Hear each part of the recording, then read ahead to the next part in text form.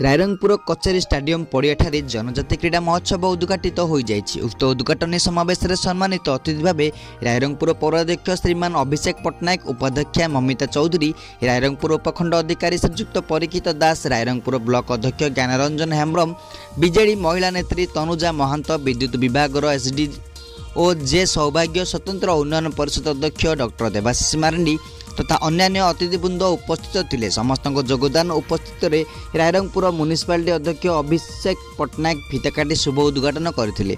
अतिथिगण पड़िया मध्यकु जाई फुटबॉल खेलाड़ी मानक सहित करमर्दन कर समस्त स्वागत करथिले।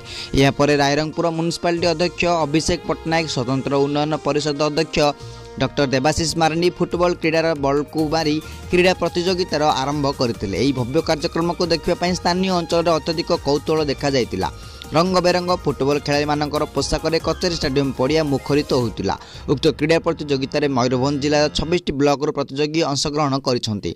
आजिकार प्रथम राउंड क्रीडा रायरंगपुर जामदा, जसीपुर विशोई, बांगिरीपसी कुसुमी, विजातला सुकुली, सारसकोणा बेतनटी और ररुआ कोलियाणे होइतिबा बेले तापर द्वितीय राउंड रे सुलियापदा उदला, जीबीनगर मोरडा, खुंटा रसगोविंद और श्यामखुंटा बड़साई मध्य खेल होइतिला। रायरंगपुर श्यामल नुप्रडांग रिपोर्ट, दिग्दर्शन न्यूज।